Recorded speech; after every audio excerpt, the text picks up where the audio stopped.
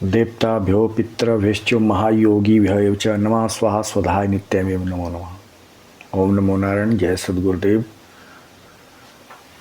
श्राद्ध पक्ष आने वाला है।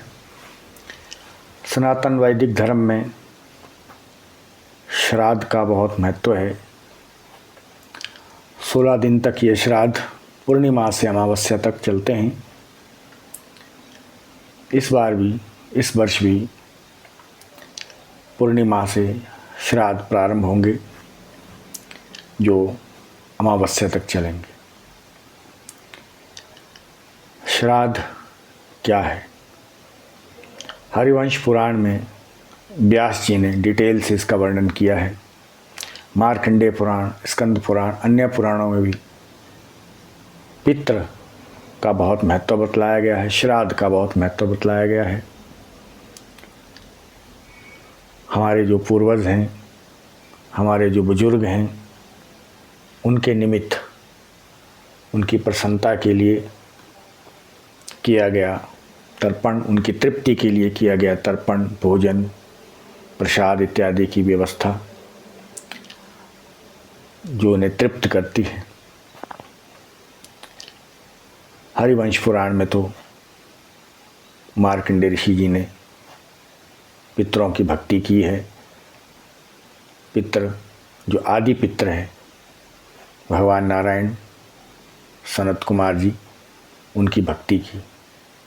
तो मार्कंडेय ऋषि जी बहुत तपस्या करते हैं सहस्त्रों वर्ष तक, और तब उन्हें दिव्य दर्शन होता है दिव्य पितृ का। उत्तर दिशा से एक विमान आता है, उस विमान पर एक छोटा सा बालक लेटा होता है। जब वो सामने आते हैं तब मार्कंडेय जी देखते हैं कि एक बालक है जो उस पर बैठा विराजमान है। उससे पीत वस्त्र, पीत आभा जो है झलक रही है। तब मार्कंडेय ऋषि जी उस दिव्य बालक को प्रणाम करते हैं और कहते हैं कि आप कौन हैं। तब फिर वो दिव्य पुरुष जो कि एक छोटे आकार का है, बालक रूप का, वो कहते हैं कि मैं संत कुमार भगवान हूँ। हे मार्कंडेय, तुम्हारी पितृ भक्ति से, तुम्हारी तपस्या से मैं बहुत प्रसन्न हूँ और तुम्हें आशीर्वाद देने के लिए आया हूँ। बताओ तुम्हें क्या चाहिए। तब मार्कंडेय ऋषि कहते हैं कि मुझे आपका दर्शन हो गया प्रभु, यही मेरा सौभाग्य है, लेकिन मेरी एक इच्छा है कि मैं पितृलोक देखना चाहता हूँ। पितरों की जो गति है उसका दर्शन करना चाहता हूँ।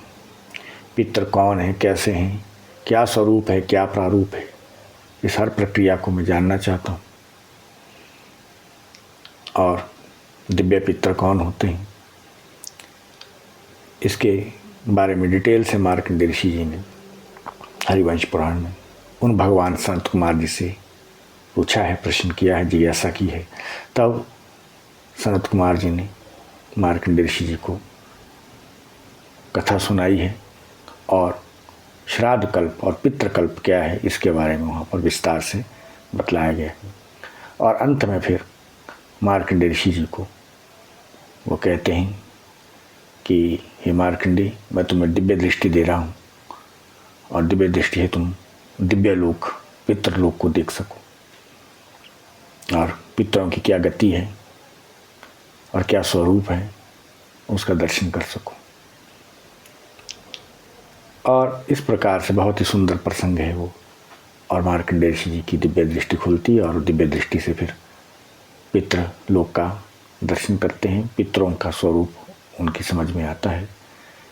तो इस प्रकार से हमारे सनातन वैदिक धर्म में श्राद्ध का बहुत महत्व है।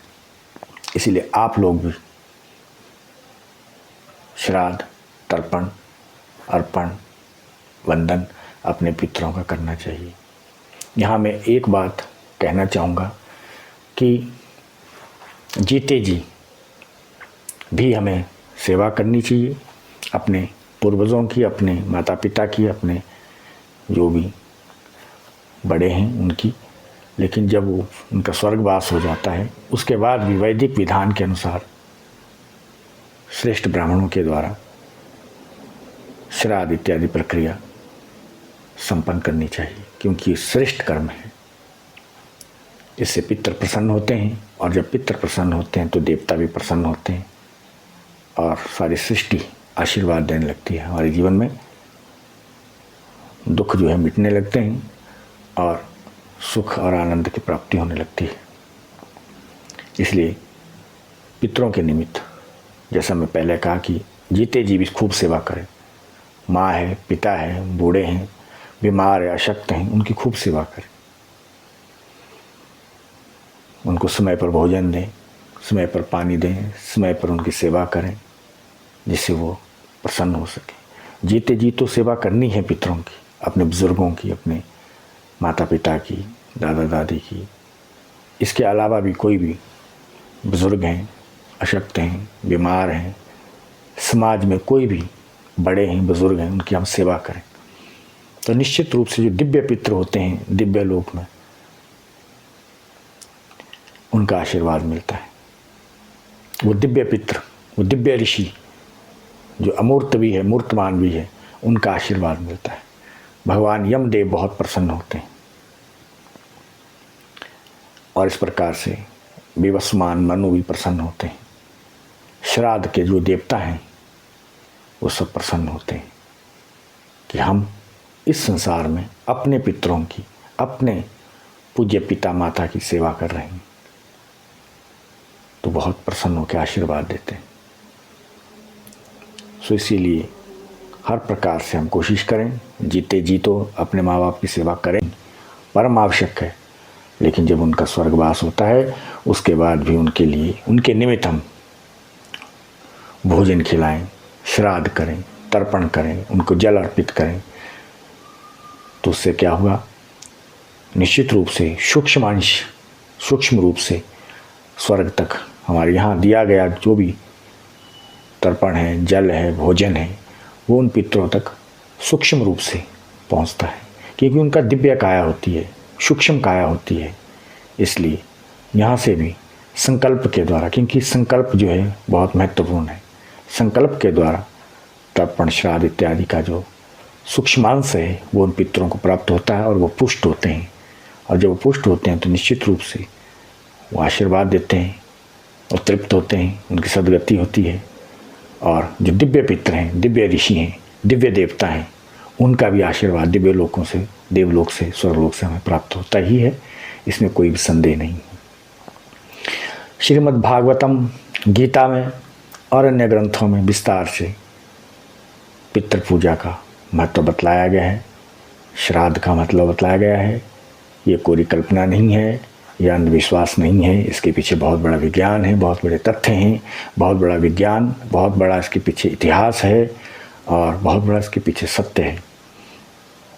महर्षि मार्कंडेय जी ने अपने माता पिता को प्रसन्न करने के लिए महादेव की आराधना की, भगवान की आराधना की कि मैं दीर्घायु हो सकूं, इसलिए ताकि मेरे माता पिता खुश हो सके, प्रसन्न हो सके। माता पिता की प्रसन्नता के लिए मार्कंडेय ऋषि जी ने क्या किया? तपस्या की भगवान की। अर्थात मार्कंडेय जी परम पितृ भक्त हैं, जीते जी माता पिता की उन्होंने सेवा की, उनको प्रसन्न करने के लिए, उनके जीवन को दुख ना हो, इसीलिए उन्होंने भगवान की आराधना की और अजर अमर हुए। इसलिए पितरों की सेवा करने से आयु, विद्या, यशो बलम, आयु मिलती है, विद्या मिलती है, यश मिलता है, बल मिलता है, प्रतिष्ठा मिलती है, आरोग्य मिलता है, और अंत में मोक्ष का अधिकारी भी हो जाता है।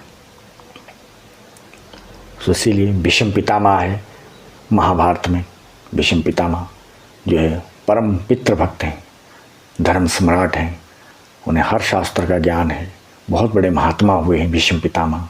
उन्होंने भी अपने पिता के लिए पिंडदान किए हैं, और उन्हें पता था कि पिंडदान करने की क्या क्रिया है, श्राद्ध की क्या क्रिया है, पूरा विधान जानते थे।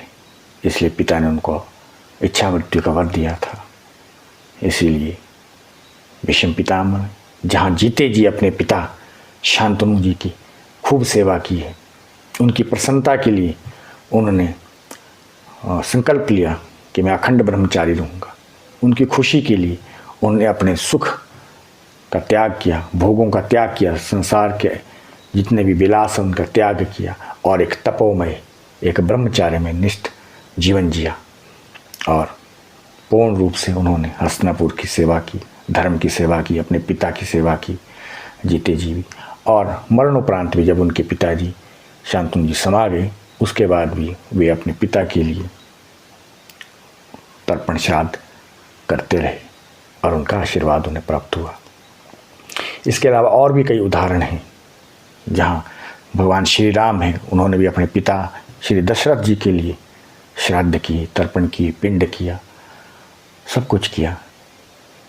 इसलिए हमारे भगवान, हमारे ऋषि हमें ये शिक्षा देते हैं कि हमें पितरों की सेवा जीते जी भी करनी चाहिए और जब उनका स्वर्गवास है उसके बाद उनके लिए तर्पण, पूजन, अर्चन, श्राद्ध, पिंडोदक क्रिया इत्यादि अवश्य करनी चाहिए, जिसमें शिथिलता नहीं करना चाहिए, आलस्य नहीं करना चाहिए, प्रमाद नहीं करना चाहिए। आज नहीं कल कर देंगे, परसों करेंगे, देख लेंगे, सोचेंगे, ऐसा नहीं किया जाता है।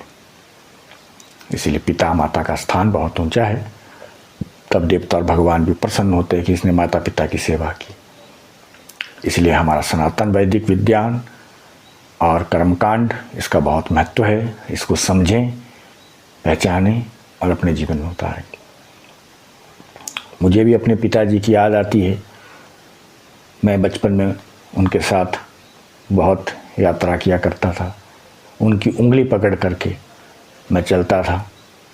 वे मुझे भोजन कराते थे, पानी पिलाते थे, अच्छी अच्छी जगह मुझे सैर करवाते थे, अपने साथ ले जाते थे, अपनी गाड़ी में बिठाते थे और मुझे बहुत प्यार करते थे और मैं भी उनकी सेवा करता था।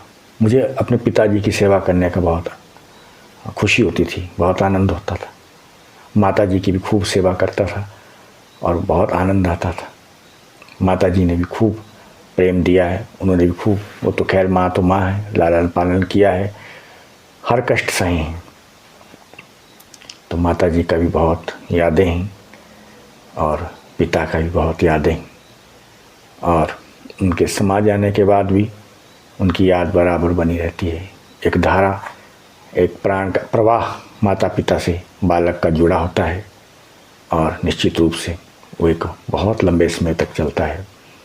इसीलिए उन पिता माता ने हमारे लिए क्या क्या नहीं किया होता है, क्या हमारा कर्तव्य नहीं बनता है कि हम उनकी सेवा करें और फिर स्वर्ग जब उनका हो जाता है, उनके देहांत के बाद हम उनके निमित्त इन श्राद्ध के दिनों में, जो बहुत ही कीमती दिन है, बहुत महत्वपूर्ण मूल्यवान दिवस हैं, कि उसमें हम उनके लिए श्राद्ध करें, तर्पण करें, भोजन खिलाएं।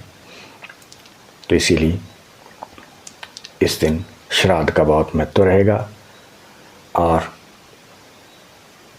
श्राद्ध में अवश्य श्रेष्ठ ब्राह्मणों को भोजन कराएं, आदरपूर्वक उनको बुलाएं और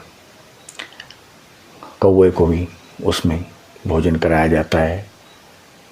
गाय है, कुत्ता है, चींटी है, इस प्रकार से इनको भी तृप्त किया जाता है और जितना भी अपने से बन सके, कम से कम या ज़्यादा से ज़्यादा, हम शास्त्र मर्यादा के द्वारा अवश्य पितरों का तर्पण, पूजन और श्राद्ध करें। इससे आपके जीवन में आरोग्य आएगा, ज्ञान आएगा, चेतना आएगी, भक्ति आएगी और श्री आएगी, ऐश्वर्य आएगा, सब कुछ आने लगता है। और यदि पितर रुष्ट हो जाते हैं, माता पिता को हम दुख देते हैं, पीड़ा देते हैं, उनकी बात नहीं मानते हैं जीते जी भी, तो निश्चित रूप से फिर हमें बहुत कष्ट भोगने पड़ते हैं। फिर हमारे जीवन में भटकना शुरू हो जाता, भटकाव शुरू हो जाता, कभी इस ठौर पर, कभी उस ठौर पर। फिर हमारा जीवन बड़ा दुखमय बन जाता है। इसीलिए पहले माता पिता हैं, पितर हैं, देवता हैं और उसके बाद फिर भगवान हैं। तो इसीलिए याद रखिए, अपने शास्त्र पर, अपने सनातन वैदिक धर्म पर विश्वास रखिए, उसमें बहुत कुछ है। अगले अंकों में आपको और भी बहुत सी जानकारी देंगे। आज के लिए इतना ही। और जब भी आप जल और अन्न पितरों को तर्पण करें, प्रसाद दें, भोजन अर्पित करें, तो स्वधा स्वधा स्वधा इस महामंत्र का अवश्य आप जाप करें, पूजा करें, तभी श्राद्ध और जल और अन्न जो है पितृ ग्रहण करते हैं। तो इसीलिए अंत में आप सब लोगों को एक बार फिर श्राद्ध की बहुत शुभकामनाएं। आपके पितृ तृप्त हों, और अगर वो तृप्त हो गए तो फिर सभी तृप्त हो गए और आपका जीवन मंगलमय होगा। इन्हीं शब्दों के साथ ओम नमो नारायण। जय सद्गुरुदेव।